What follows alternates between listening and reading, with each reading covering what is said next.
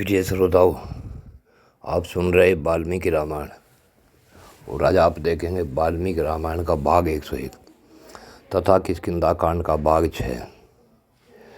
प्रिय श्रोताओं, किसी कारणवश आपके पास दो दिन तक वीडियो नहीं पहुंची, इसके लिए मैं आपसे क्षमा चाहता हूं।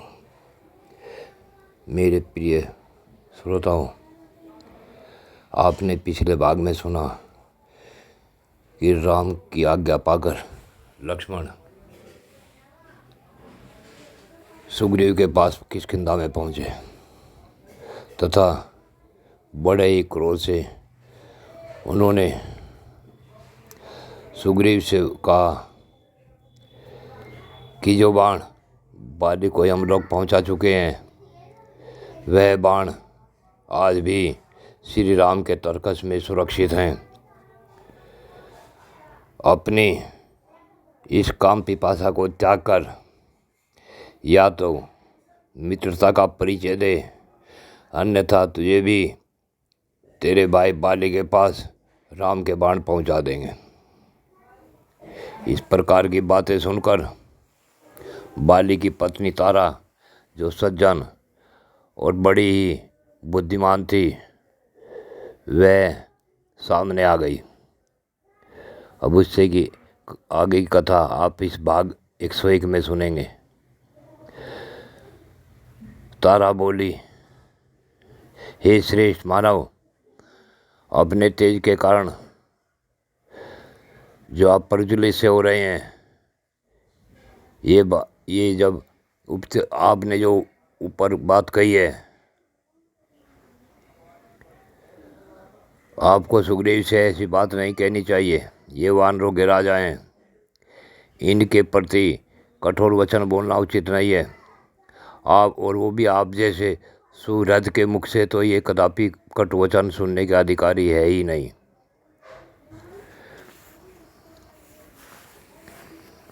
लक्ष्मण, आपको यथार्थ बात जाने बिना साधारण मनुष्यों की भांति सहसा क्रोध के अधीन नहीं होना चाहिए। हे धर्मज्ञ, मैं एकाग्र हृदय से सुग्रीव के लिए आपसे कृपा की याचना करती हूँ। आप क्रोध से उत्पन्न हुए इस महान अक्षोभ का परित्याग कर दीजिए। कहते हैं लंका में 100,000 करोड़ 36 आयुध 36,000 और 3600 राक्षस रहते हैं। वे सब के सब राक्षस इच्छानुसार रूप धारण करने वाले तथा दुर्जय हैं। उन सब का संहार किए बिना रावण का जिसने मिथिलेश कुमारी सीता का हरण किया है, वध नहीं हो सकता। वानरराज बाली लंका के राक्षसों की संख्या से परिचित थे। उन्होंने ही मुझे उनकी इस तरह गणना बताई थी। आपकी सहायता के लिए सुग्रीव ने बहुत सारे श्रेष्ठ वानरों को युद्ध के निमित्त सभी वीरों की वानरों की सेना इकट्ठी करने के लिए भेज रखा है। इसलिए आप क्रोध त्याग दीजिए।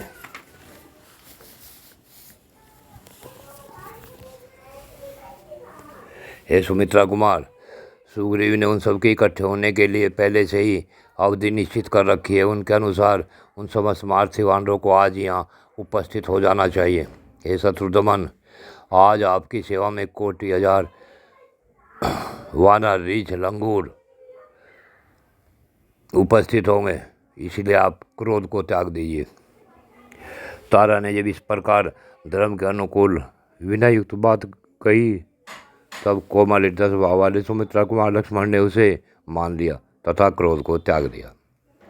फिर समस्त वानरों में शिरोमणि सुग्रीव ने भयंकर बलशाली लक्ष्मण का हर्ष बढ़ाते उनसे यह विनय युक्त बात कही, हे सुमित्रा कुमार, मेरी श्री कीर्ति तथा सदा से चला आता हुआ ये वानरों का राज, ये सब नष्ट हो चुके थे।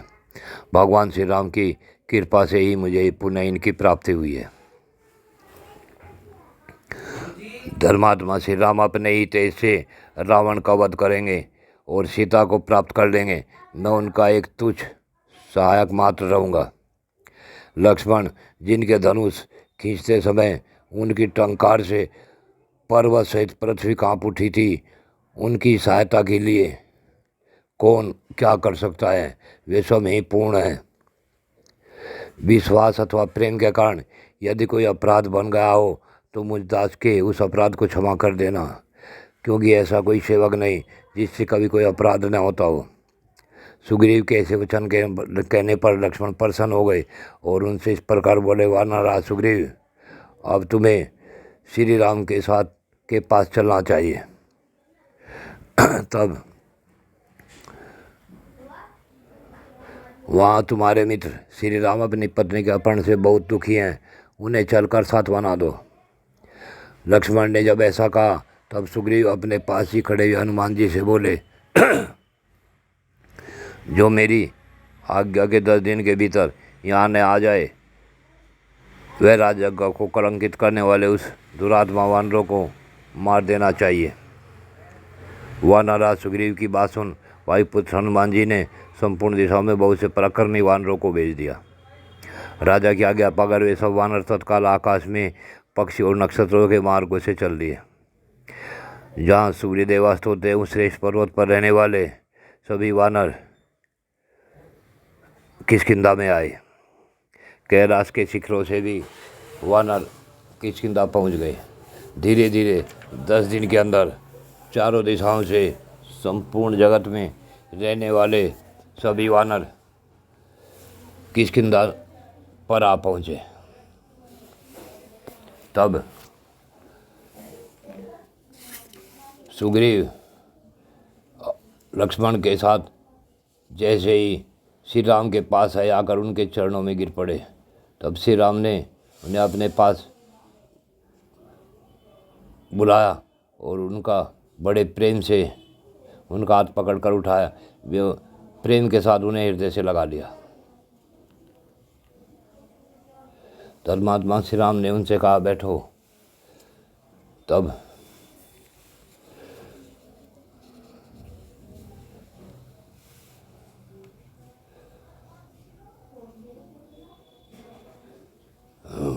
सुग्रीव ने श्री राम से कहा कि हे प्रभु, हे राजन, रावण का वध करके मिथिलेश कुमारी सीता को लंका से जो ला देंगे, वे महान शक्तिशाली वानर संग्राम में उस युद्ध करने के लिए अवश्य आपके पास आ रहे हैं। यह सुनकर राम पराक्रमी राजकुमार श्री राम अपनी आज्ञा के अनुसार चलने वाले वानरों के प्रमुख वीर पर सुग्रीव का यह सैन्य विषयक उद्योग देखकर बड़े प्रसन्न हुए। सुग्रीव ने जब यह बताया तो श्री राम ने अपनी दोनों भुजाओं से उसका आलिंगन किया और उससे कहा कि राक्षस दम रावण ने अपना नाश करने के लिए ही मिथिलेश कुमारी को धोखा देकर उसका अपहरण किया है। जब सुग्रीव और श्री राम में ये बातें हो रही थी, तभी आसमान में बहुत जोर की धूल उड़ी और उसने सूर्य की प्रभा को ढक लिया। पलक मारते मारते अरबों वानरों से गिरे हुए अनेक की उत्पत्ति वानर वहाँ आ पहुँचे। तब श्री राम ने सुग्रीव से कहा कि अब इन सब वानरों से सलाह मिलाकर जैसा उचित हो वैसा तुम इन्हें आदेश दो। तब सुग्रीव ने सभी वानरों को धीरे धीरे चारों दिशाओं में सीता माता की खोज करने के लिए भेज दिया। वे सभी वानर चारों दिशाओं में फैल गए तथा दक्षिण दिशा की ओर चुने हुए कुछ वानरों को ही भेजा गया, जो बाली भांति ताकत और पराक्रम से परख लिए गए थे। उनमें नील, हनुमान, ब्रह्मा जी के महाबली पुत्र जामवान, गज, गवाक्ष तथा अंगद आदि प्रधान वीरों को, जो महान वेग और पराक्रम से संपन्न थे, विशेषज्ञ वानरराज सुग्रीव ने दक्षिण की ओर जाने की आज्ञा दी।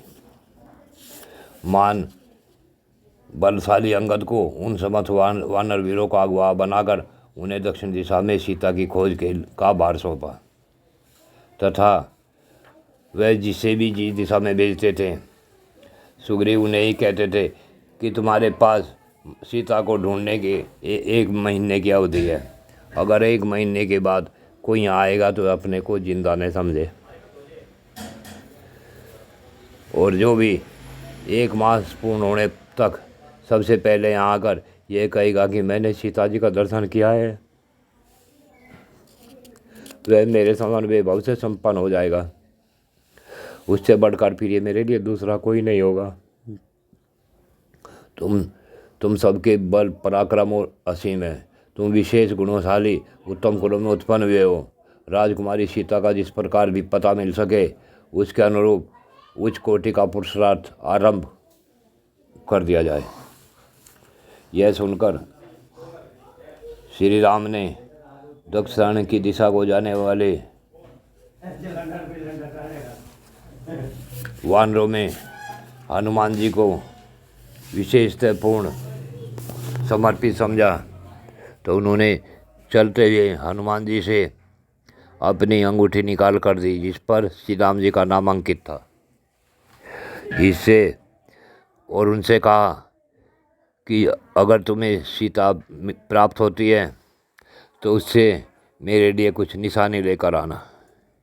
इस प्रकार श्री राम ने हनुमान जी पर अपना पूर्ण विश्वास जमाया और उन्हें दक्षिण दिशा की ओर भेज दिया। इस प्रकार दक्षिण दिशा में जिस समय वे वानर पहुँचे, वे घूमते घूमते जनक नंदिनी सीता का पता लग जाए ऐसा प्रयत्न करते रहे।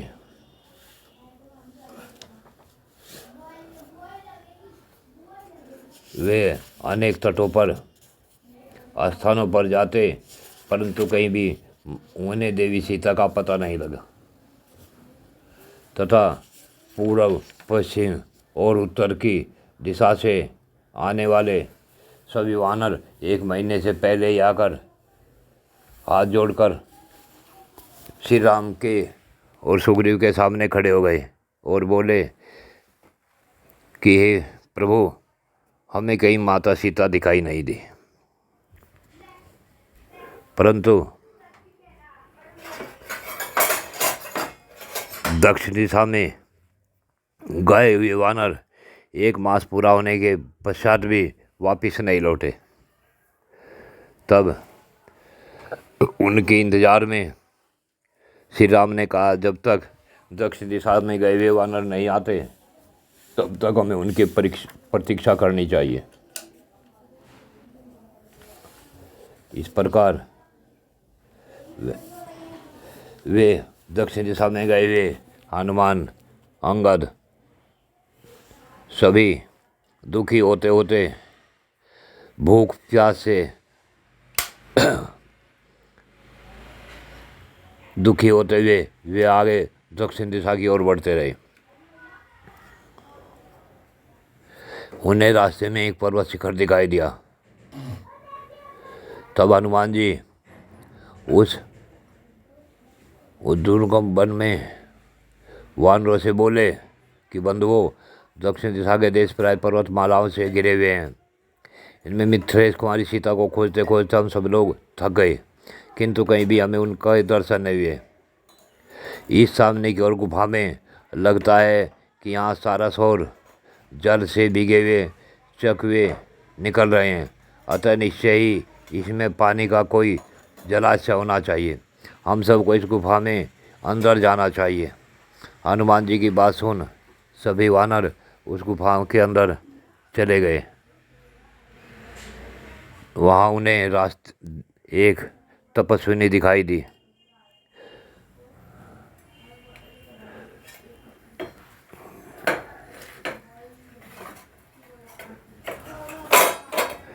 वे उस तपस्विनी से बोले कि हे देवी, हम लोग भूख और प्यास की थकावट से कष्ट पा रहे हैं।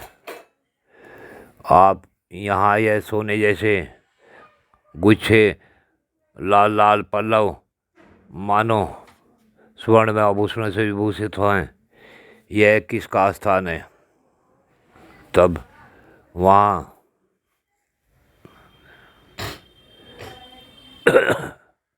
रहने वाली एक तपस्विनी बोली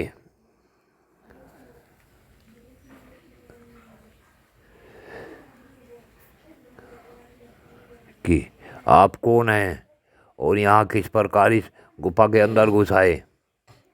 तब हनुमान जी बोले, हे देवी, हम सब लोग भूख प्यास और थकावट के कष्ट को पा रहे थे, इसलिए सहसा इस अंधकारपूर्ण गुफा में घुस आए। हम जानना चाहते हैं कि यह बाल सूर्य के समान कांतिमान स्वर्ण में वृक्ष किसके हैं। हनुमान जी के इस प्रकार पूछने पर वह तपस्विनी बोली, हे वानर श्रेष्ठ, माँ तेजस्वी मैं का नाम तुमने सुना होगा। उसी ने अपनी माँ के प्रभाव से इस समूचे स्वर्ण में वन का निर्माण किया था। उसने 1000 वर्षों तक वन में घोर तपस्या करके ब्रह्मा जी से वरदान के रूप में शुक्राचार्य का सारा शिल्प वैभव प्राप्त कर लिया था। आगे चलकर उस दानवराज का हेमा नाम की अप्सरा से संपर्क हो गया। यह जानकर इंद्र ने हाथ में वज्र उसके साथ युद्ध करके उसे मार डाला।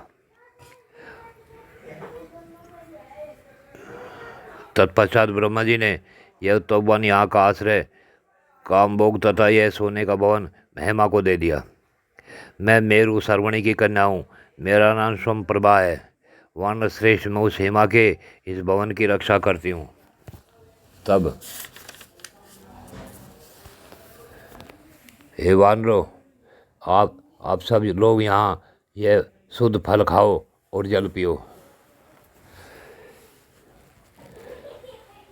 कुछ देर बाद वह देवी बोली कि यदि तुम्हारी थकावट दूर हो गई हो तो तुम मुझे यहाँ आने का कारण बताओ। मैं तुमसे यह जानना चाहती हूँ, आप इस गुफा में कैसे आए।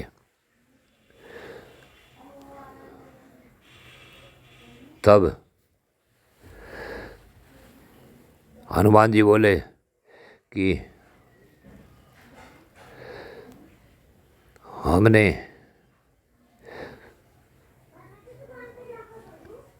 हमारे साथ हमारे देवराज भगवान श्री राम तथा उनके छोटे भाई लक्ष्मण वे अपने पिता की आज्ञा से जंगल में आए हुए हैं। उनके साथ उनकी पत्नी सीता भी थी, परंतु राक्षस राज रावण ने सीता को का अपहरण कर लिया। हम सुग्रीव की आज्ञा से उस रावण का पता लगाने के लिए हम इधर आए हुए थे और आकर हम इस गुफा में फंस गए। अब आप हमें यहाँ से बाहर निकलने की आज्ञा दे तथा हमारा उद्धार कैसे हो यह भी आप ही बताए। हनुमान जी के ऐसा कहने पर वह तापसी बोली, मैं समझती हूँ एक बार इस गुफा में जो चला आता है उसका जीते जी यहाँ से लौटना बहुत कठिन हो जाता है। तथापि नियमों के पालन और तपस्या के उत्तम प्रभाव से मैं तुम सभी वानरों को इस गुफा से बाहर निकाल दूंगी। हे श्रेष्ठ वानरों, तुम सब लोग अपनी अपनी आँखें बंद कर लो। आँख बंद किए बिना यहाँ से निकलना असंभव है। इस प्रकार उस समय सबने अपने हाथों से अपनी आंखें बंद कर ली और सुप्रभा ने पलक मारते मारते उन्हें उस गुफा से बाहर निकाल दिया। तब वह आश्वासन देती इस प्रकार बोली कि वानरों, यह रहा नाना प्रकार के वृक्ष और लताओं से व्याप्त शोभाशाली विंध्यागिरी। इधर यह परसवगिरी है और सामने यह महासागर लहरा रहा है। तुम्हारा कल्याण हो, अब मैं अपने स्थान पर जाती हूँ। ऐसा कहकर वह स्वप्रभा उस सुंदर गुफा में चली गई। उन श्रेष्ठ वानरों ने और उनकी निवास भूमि भयंकर महासागर को देखा, जिसका कहीं आर पार नहीं था और जो भयानक लहरों से व्याप्त होकर निरंतर गर्जना कर रहा था। अब जब श्री राम और सुग्रीव ने जो समय दिया था 1 महीने का, वह समय तो उनका उसमें ही बीत गया, गुफा के अंदर ही। तब उन्हें स्वयं नष्ट कर देने के कारण भय के मारे पृथ्वी पर गिर पड़े।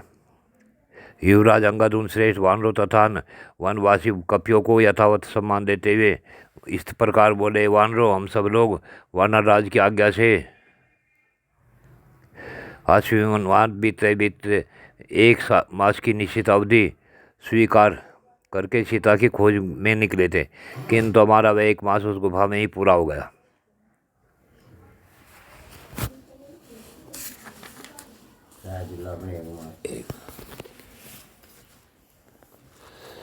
स्वयं सुग्रीव जो समय निश्चित किया था उसके बीत जाने पर हम सब वानरों के लिए उपवास करके यहीं प्राण त्याग देने ठीक रहेंगे, क्योंकि अगर हम वहाँ बिना माता सीता का पता लगाए पहुँचे तो वहाँ पहुँचने पर 1 महीने की अवधि बीत जाने के कारण सुग्रीव निश्चय ही हम सबका वध कर डालेंगे।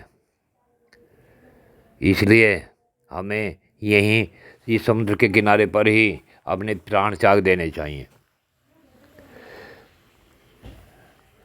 युवराज अंगद की ये बात सुन सभी वानर करुण स्वर में रोने लगे।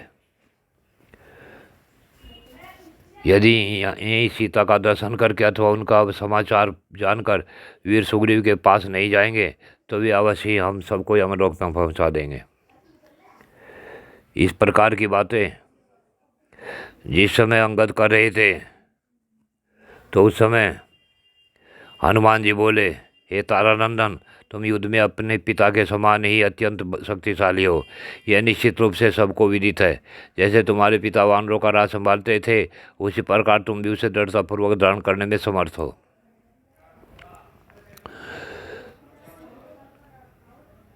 तब उनके साथ आए तार नामक वानर ने उन्हें सलाह दी कि हम सबको उस गुफा में ही चले जाना चाहिए। गुफा से बाहर तो हमें सुग्रीव ढूंढकर मृत्यु दे ही देंगे। तब हनुमान जी बोले, तुम जो ऐसा मानने लगे हो वह गुफा में माता के समान अपने गोद में छिपा लेगी, इसलिए हमारी रक्षा हो जाएगी। तथा इस बिल की अभेदता के विषय में जो तुमने तार के मुंह से कुछ सुना है वह सब व्यर्थ है, क्योंकि इस गुफा को विदीर्ण कर देना लक्ष्मण के बाणों के लिए मायात का खेल है। शत्रुओं को संताप देने वाले वीर, जो ही तुम इस गुफा में रहना आरंभ करोगे तो ही ये तुम्हारे साथ वानर तुम्हारा साथ छोड़कर अपने घर की तरफ को चल पड़ेंगे। इनके द्वारा जब सुग्रीव को पता लगेगा तो वह राम और लक्ष्मण को साथ लेकर इस गुफा को ही नष्ट कर देंगे। इसलिए तुम्हें चाहिए कि हमें सीता की खोज जरूर करनी चाहिए। यह अंगद, सुग्रीव के मन में सदा तुम्हारी माता का प्रिय करने की इच्छा रहती है। उसकी प्रसन्नता के लिए ही वे जीवन धारण करते हैं। सुग्रीव के तुम्हारे सिवा कोई दूसरा पुत्र भी नहीं है, इसलिए तुम्हें उनके पास चलना चाहिए। जय शिव गोरक्ष। प्रिय श्रोताओं, आज की कथा यहीं पूर्ण होती है। आगे की कथा अगले भाग में।